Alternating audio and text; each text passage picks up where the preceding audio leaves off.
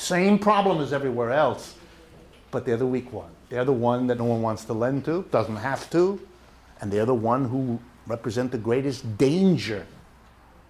So now what happens, and let's shift from the European problem in general now to the Greek problem. What happens to Greece? Greece discovers two things.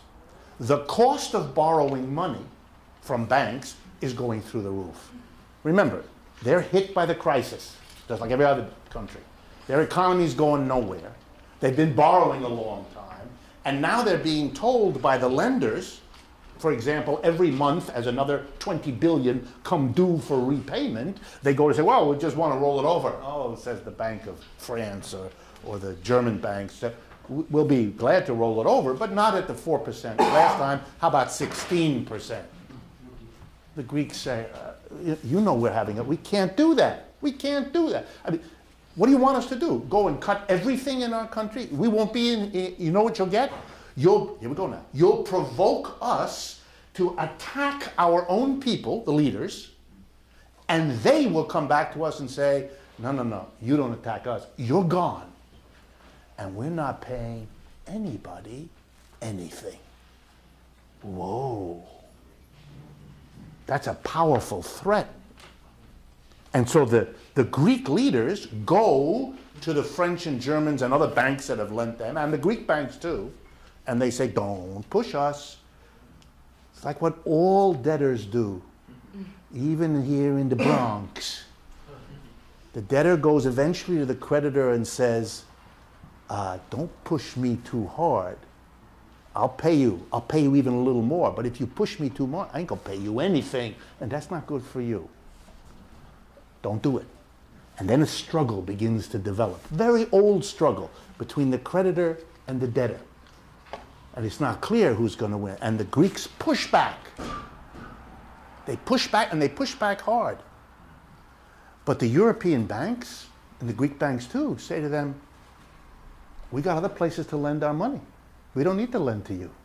So you either pay us these high rates, or we're not going to lend to you, which means next Monday, so you understand, next Monday, when the Greek government has to pay back $20 billion to its creditors, those creditors will say, well, either give us 16%, or we're not rolling up, you've got to give us the money right now. Give us $16 billion, and we're giving you back nothing. That's how the Greek government functions now. The Greek government needs, for every dollar it raises from its own people, it needs to keep the other dollar of money lending going. Otherwise, it can't pay half of its employees. Just in case you think this is unusual, it's not. Here in the United States, we now use borrowed money in the United States to pay 40% of the bills of the federal government. If we can't keep that money flowing into the United States, 40% of our people will be laid off. No toll collectors, no soldiers, no professors. That last one hurts. We can't have it. Okay. So what did the Greek government do? It announced what all debtors do in that extreme situation. Okay, we won't pay anybody anything. We will default. That's all it means. Default, we don't pay. Now, if the Greeks default, which, by the way, an increasing number of people think they will do in the next few weeks, they've been threatening it for 2 years. This has been going on. First thing that happened, everyone in Europe goes nuts. Why? And this isn't complicated. Stay with me, you'll get it. Number one, this is the death knell for all the banks in Europe. They've already been in trouble for the same reason the American banks were, with all the shady dealings and all the speculations that didn't work. But they had something they thought was safe, government debt, including a lot of the debt of the Greek government. If the Greek government says we're not paying, that is worthless.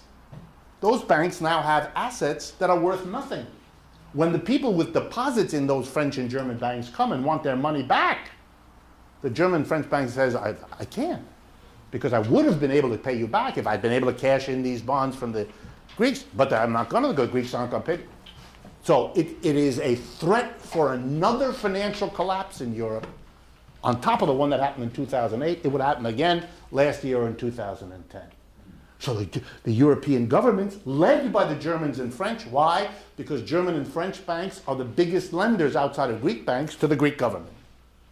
So that's why Sarkozy and Merkel are spending all this time talking to Mr. Papandreou. Because they have a concern for Greece? No.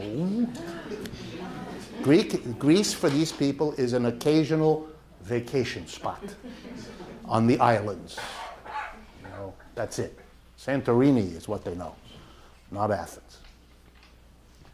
So they were concerned about saving their own banks. But there's a second thing just as important. As the crisis developed and people began to see that lending to governments wasn't so secure, more and more agencies and individuals and investors began to demand a security on top of a debt of a government. They demanded, in effect, an insurance policy, the thing called a credit default swap, CDS, very big deal.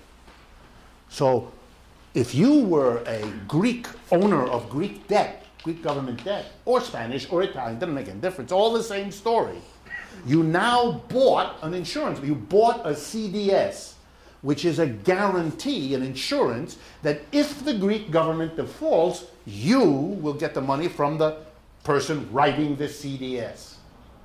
The only problem is, so many people wanted it, so much money could be made by writing these policies that no one bothered to check whether those who wrote the policies had the money to make good if Greece defaulted. So if the Greeks default, you've got to watch the dominoes here. If the Greeks default, right now, next week, if they default, all around the world, the biggest hedge funds, the biggest banks in the world are sitting on credit default swaps, which is why they kept holding on or even buying Greek debt as it disintegrated, because they could buy these insurance policies. Great fear. If Greece defaults, all the owners of these insurance policies will go to the banks that issued them and say, make good. And that's as big a disaster for those banks as Greece defaulting. It just magnifies the problem. And no one knows who owns it. This is an unregulated market. No one knows who owns these credit default swaps. For all we know, and this is important, Morgan Stanley in New York owns a lot of them, and it will collapse.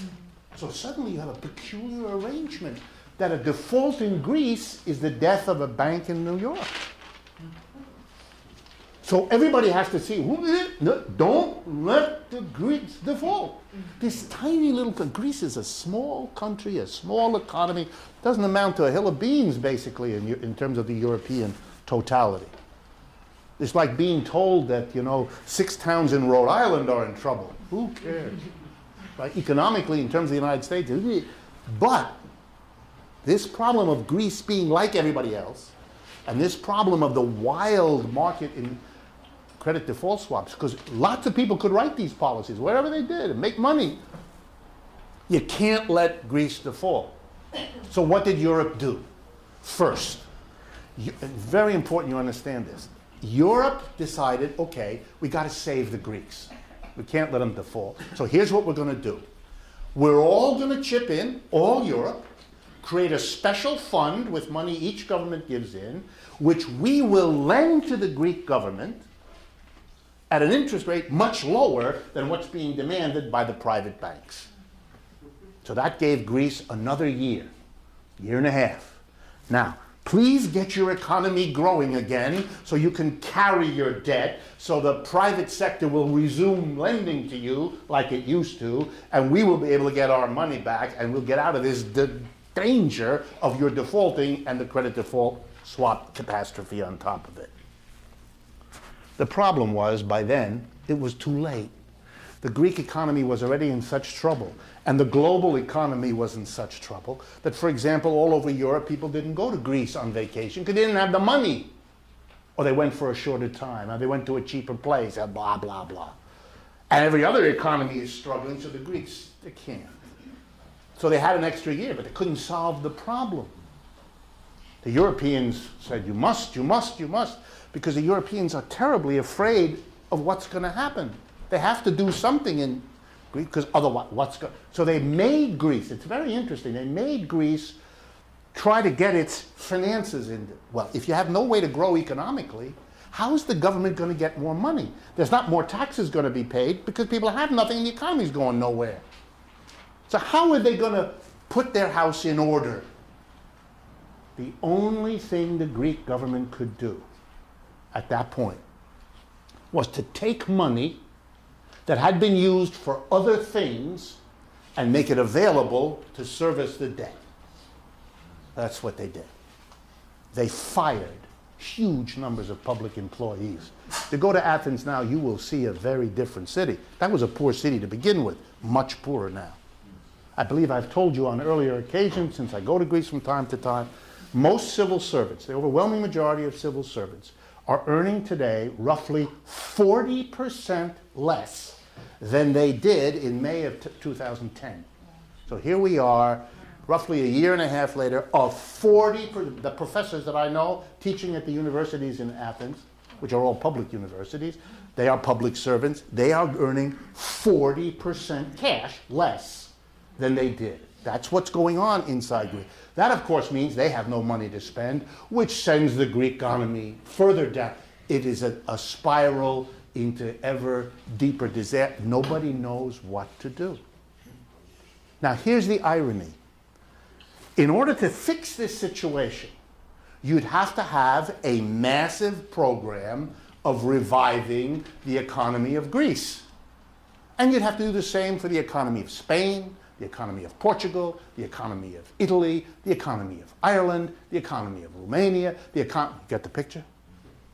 You'd have to have a massive reorganization that could only take wealth from the, quote, successful European countries, Germany, France, and use it to revive the rest of the economic system. And that's what the French and the Germans do not permit. They don't want this. Partly because they have asked their workers to have no wage increases for years in Germany. They've given them job security as their reward for that. But it's hurt the German workers. They're aware of their standard of living problems compared to others. And they're bitter over the crisis effects on them already. The idea that they are going to be now penalized by the German government or the French government to help the Greeks and the Italians and the Spanish, that helps you to understand the redevelopment in Europe, extremely dangerous, of the racialized stereotypes that got Europe into world wars in the past. Germans are everywhere talking about Greeks who are lazy, don't do any work. Why should we pay for this country? They're all living on the pension. Nobody does any work. Blah, blah. Same is said about the Spanish. Same is said about the Italians. That's an old North-South European problem. And that has led to the catastrophes in Europe that you'd think that continent would never want to get anywhere near again. There is no solution here. It's really important you understand that. The rich don't want to give up what they have. Above all, the banks don't want to lose their investments. The rich investors don't want to take any kind of pain. The countries that they control and who are doing well don't want to give up anything because that's the basis of the deal between the rich and the mass in each of those countries. So nobody can move. That should strike you as familiar. Because that's the United States too. We are in a disaster here. We can't get the 1% to part with anything to help unless it's voluntary, as in sugar babies. Well, that's a redistribution of wealth. But that's the kind that those at the top are interested in permitting or supporting. Therefore, the situation in Germany, in Europe, is extremely severe. Now add one final dimension. The successful countries in Europe are successful in large part because they were able to become the producer for the whole of unified Europe. Germany exports mostly to the rest of Europe. Germany has done real well. The rest of Europe Can't. Germany's now discovering if you do real well and they don't, they can't buy what you produce anymore. And therefore, your holding it into yourself will end up destroying you too. But you know, if I can quote that famous economist from Germany, Karl Marx, one of his basic ideas from a long time ago is there's something bizarrely screwy in capitalism. Every capitalist is trying all the time to save on his labor costs, either to lay off workers or to replace them with machines or to pay them less. He's always trying to reduce the money he gives to the workers. Then he'll be more profitable. Then he discovers, oh crap, if I don't give the workers anything, they can't buy the stuff that I have to sell, and I get screwed that way. This is terrible. And Marx says this system has, ready? Internal contradictions. This is not a rational way to organize things. It's not smart to have people working really hard to make more money by doing something that undercuts their ability to make money. Normally you take people like that and put them in a special place and give them help. We allow them to run the society, and we wonder why it feels like living in an asylum. I mean, Marx didn't use those words. I'm just updating it a little.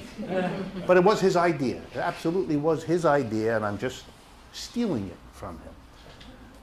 If I'm right about all this, if Europe is in an impossible situation, let's take one final step back and ask what could be done? How could it be otherwise? Two things that come right out of what I said. Number one, you'd have to have a planned redevelopment of the European economy.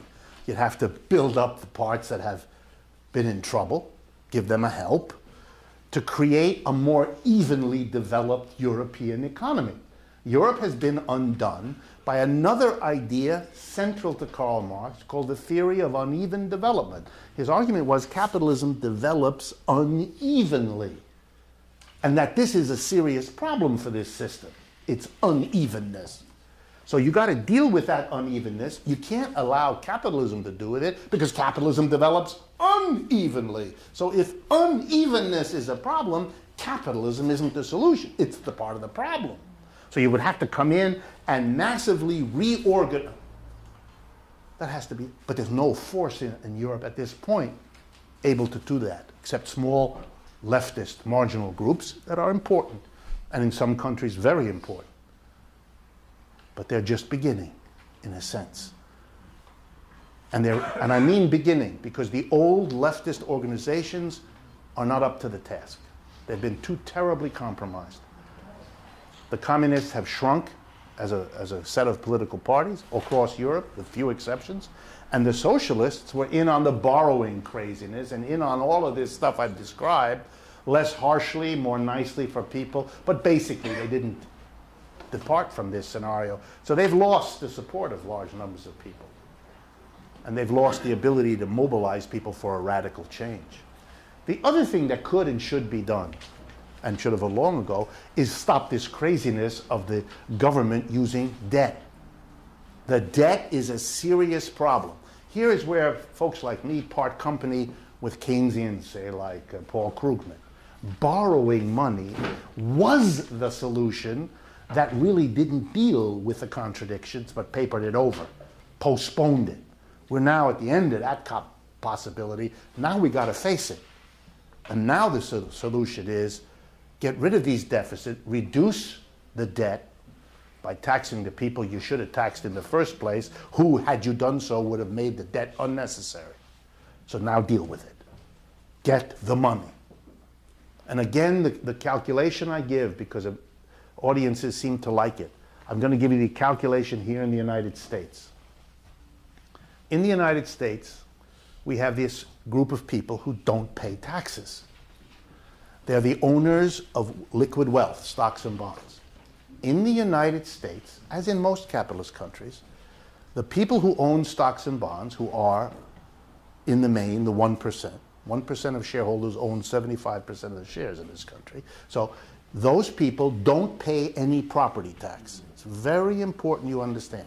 They don't pay it to the local community, they don't pay it to the state, and they don't pay it to the federal government.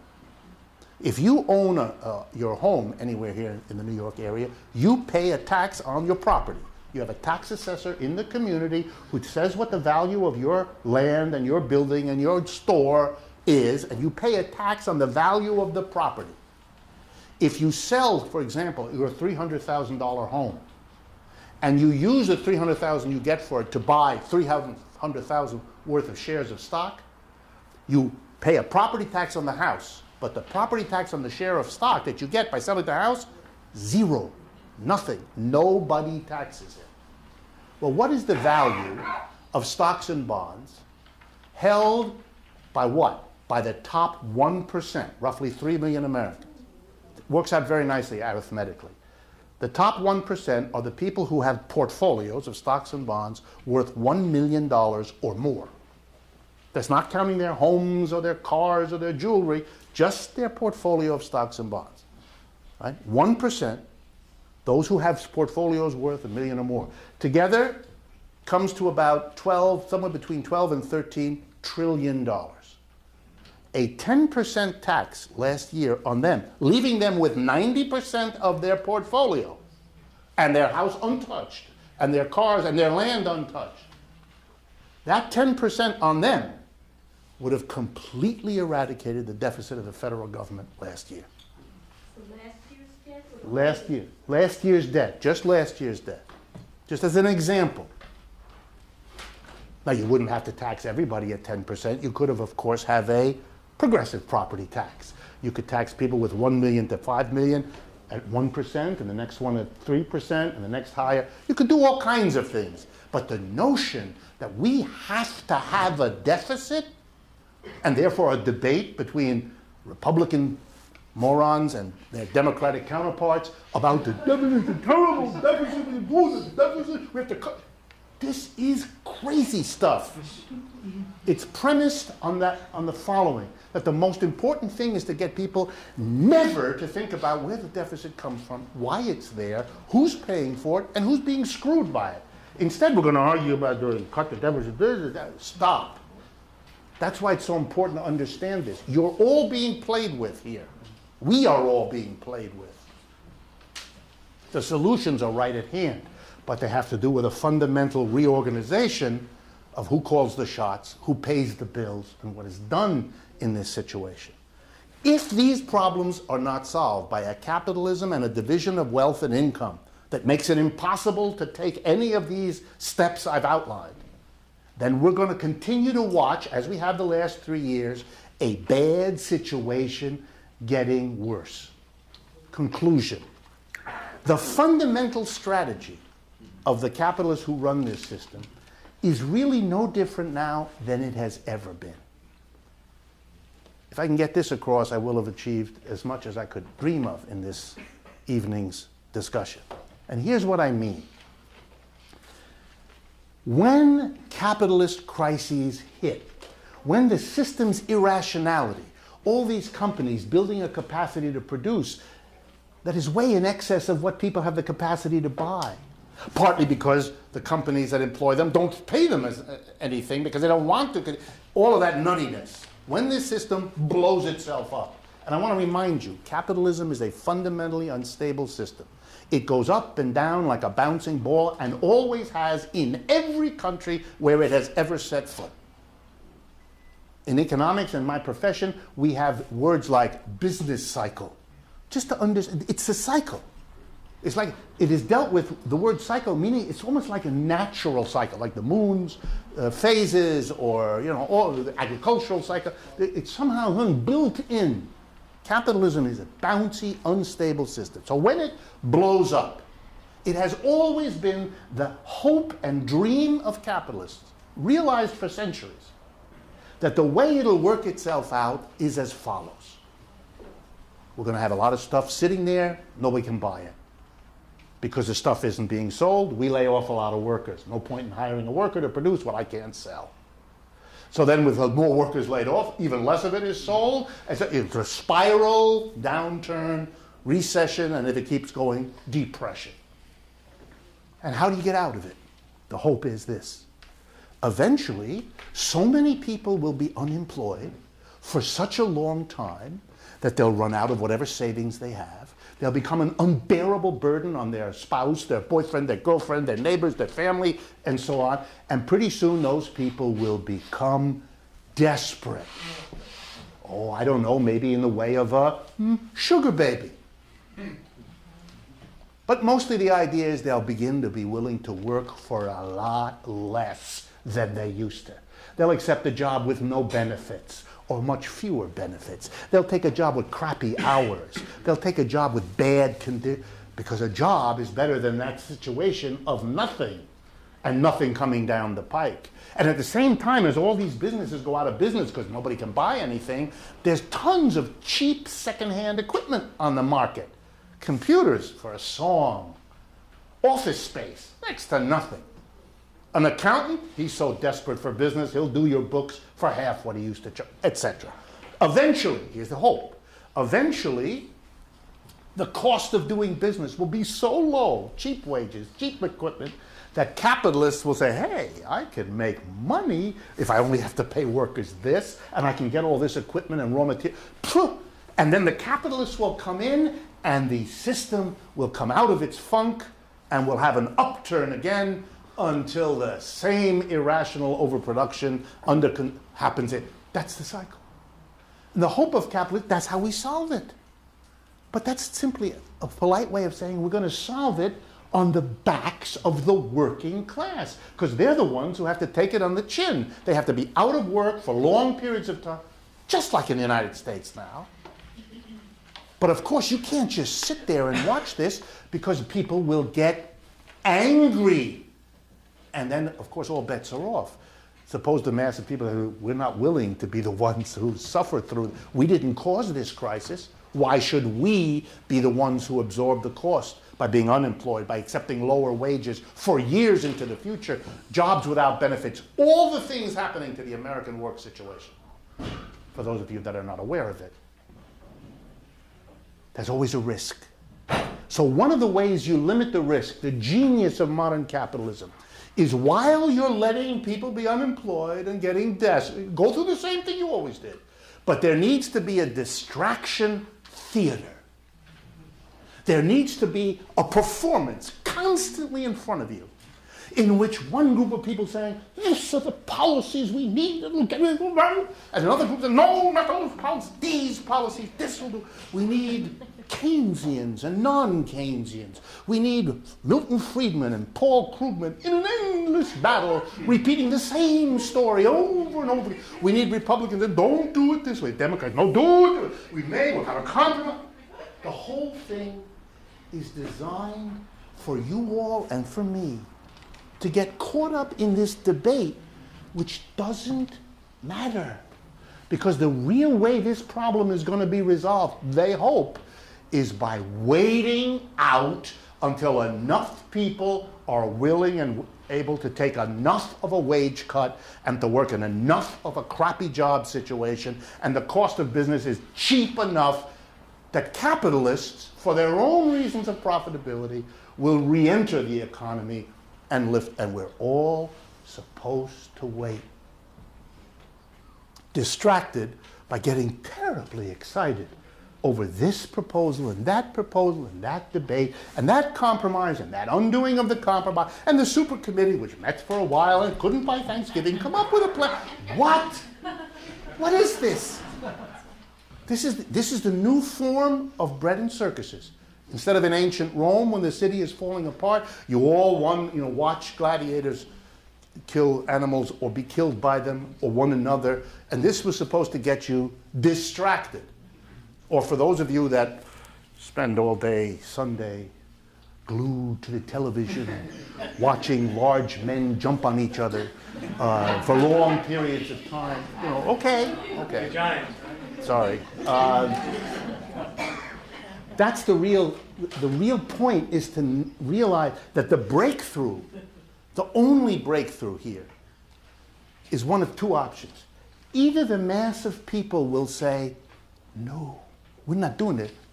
You're not going to have this system's irrational cycles produce for millions of us interrupted careers, destroyed lives, broken marriages, and all the other detritus that comes from economic crisis. You're not going to do that. We didn't cause this. We didn't bring this system. We didn't make the investments that went bad. We're not in that position. You're the ones who did it. This is yours. You pay. Which, in a sense, is Europe's slogan. We will not pay for your crisis. That's been the cry across Europe. Or the capitalist system will pull it off again. We'll be able to make us wait. Projections of American unemployment are in the 9 to 10, 8.5 to 9.5% for the next 3 to 4 years. That's a consensus. Left, right, and center agrees on that. Okay. What? Yes, that. A sugar baby is your job future for you or your daughter or your sister or your cousin to help her through the difficulties of a generation of students that have debts. Or there's a third option. The workers say no, game is over. Capitalism done. You say thank you, capitalism did some interesting things. Just like feudalism did some interesting things and slavery did some, we say goodbye to them and we say goodbye to capitalism. It was born, it evolved, it changed, and it died. Maybe we're a little shoved down the stairs. No, that's what we did with the others. But there is a third option. There is a third option, which is that this capitalist system implodes on itself, can't resolve, blows up. And you know, when empires destroy, when systems destroy, it's often an unexplainable little player in the game who seems to set it off, right? We tell stories like World War I began when some anarchist blew away a minor prince in some part of Southern Europe. Well, you know, it doesn't take a genius to understand. There must have been more going on than that, right? So, but a little event can have a little Greece with its silly debts, which don't amount in a total to nothing compared with Italy or many of the other. But a little thing can be hooked in as the weak link. It was sort of Lenin's explanation for why would socialism begin in a backward agricultural country like Russia instead of in the modern industrial heartland that Marx came out of and theorized. There's something, well, Lenin's answer was Russia's the weak link in the chain of capitalism at the time. And Greece, in a sense, is the weak link. So that's what we're really watching. Will the working class emerge with new organizations like Occupy, new organizations in Europe like these anti-capitalist parties, the indignatos in Spain, and all of that? In Greece, it's very interesting to see the complicated relationship between the new movements of protest and the old political parties that are renegotiating their identities and their relationships with one another. Here in the United States, we don't have to worry about renegotiating because there's nothing to renegotiate with. So we start from zero. The parties still exist. I don't mean to be disrespectful. I don't have too much respect, but I don't mean to be disrespectful. But they're hardly there. They're hardly there. We have to do that's what Occupy is, an attempt to start it again. Hopefully learning the lessons that those folks in the other older parties have to teach, and they have plenty of lessons to teach. And hopefully the Occupy will be smart enough to listen and to welcome and to seek the advice of those who've been active in those parties. I mean that. But you have to build all from scratch.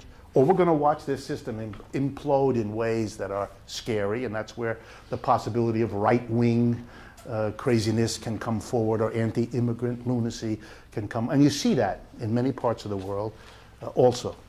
Or they'll pull it off again. And we will all be meeting here 3 years from now, if I'm still doing a monthly economic update, and I'll have to say, remember I told you back in January of 2012, the one option is they'll wait us out as this theater goes on, as we listen to the stupefying inanities of a Gingrich or a Romney explaining to us why, having fired a whole bunch of workers from these factories, this was a real contribution to the ability of a man who is part of the 1% to win elections by explaining to the mass of people, as a one-percenter, how we really stuck it to a group, that's a testimony to American ideological power. My goodness. My goodness. That you could have a candidate, Mr. Romney, of the 1%, running against an Obama who, whatever else you can say about him, is not of the 1%. Or maybe he is by now. And if he isn't, he's on his way. Okay. But you get my point. It's an amazing thing to allow that to happen. Okay. We're done about tonight's focus on the European situation, its parallels to the United States, the role of Greece, the role of government debt.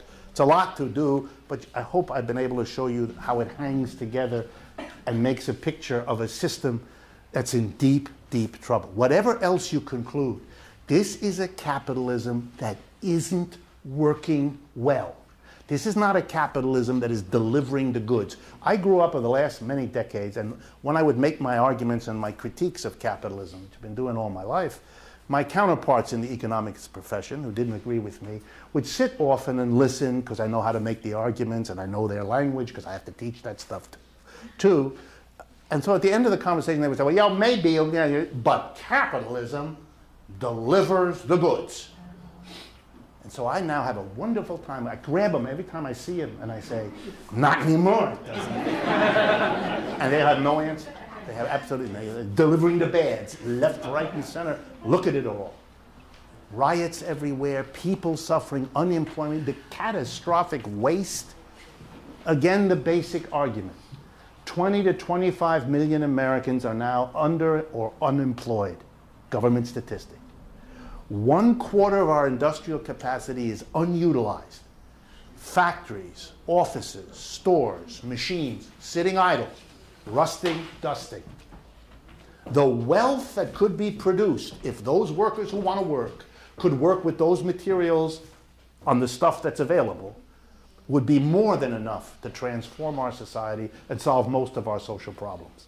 We live in a system that cannot get the people who want work together with the stuff that's available for them to work with to produce what everybody knows we need. That is an indictment that doesn't need any further elaboration. It's a system that's broken and bust. I gave a talk last Thursday night in Berkeley, California, at the largest church in Berkeley, the first congregational church. And I stood under the podium under a picture of that important man that those people take seriously. They're, of course, entitled to that.